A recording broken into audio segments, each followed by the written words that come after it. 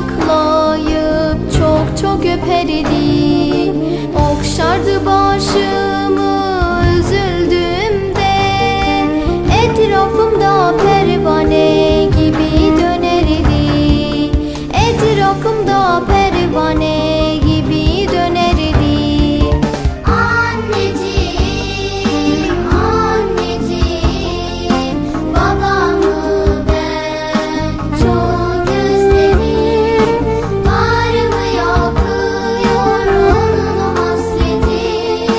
Nur yüzünü artık göremez miyim? Bağrımı yakıyor onun hasreti. Nur yüzünü artık göremez miyim?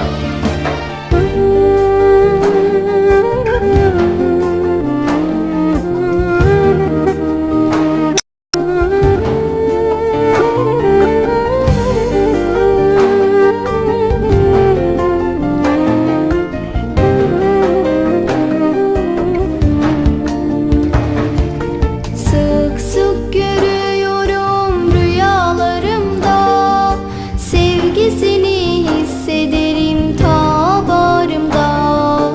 Hıçkırık tutup da ağladığımda, siler gözyaşımı gül yanımda.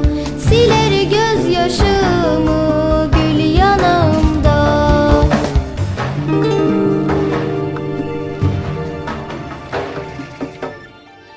Üzülme güzel yavrum, ben cennetteyim. Peygamber Efendimizin yanında sizleri hasretle bekliyorum yavrum. Evladım, unutma, sonunda hepimiz Allah'a döneceğiz. Cenneti kazanıp içinde hep beraber yaşamak için sana söyleyeceklerimi iyice dinle kızım. Bizi yaradan Rabbimizi, Peygamberimizi ve Müslüman kardeşlerimizi çok sev. Çünkü onlar da seni çok seviyorlar yavrum. Evladım, yüce kitabımız Kur'an-ı Kerim'i çokça oku ve onu anlamaya çalış. Namazlarını güzelce kıl. Büyüklerine hürmet ve saygıda sakın kusur etme kızım. Güzel ahlak ve haya sahibi ol. Başörtünü edeple muhafaza et. Sakın şeytan ve dostlarına uyma yavrum. Çünkü onlar insanları ateşe götürür. Sevgili kızım, sana hem annelik hem de babalık yapan annene çokça yardımcı ol.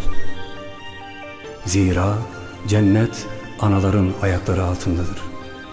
Allah yolundan hiçbir zaman ayrılma kızım.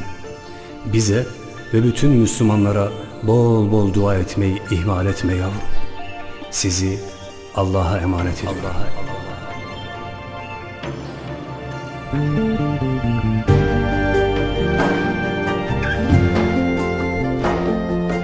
Söyle annem, babam şehit mi oldu? Neden susuyorsun? Neden gözlerin doldu? İşte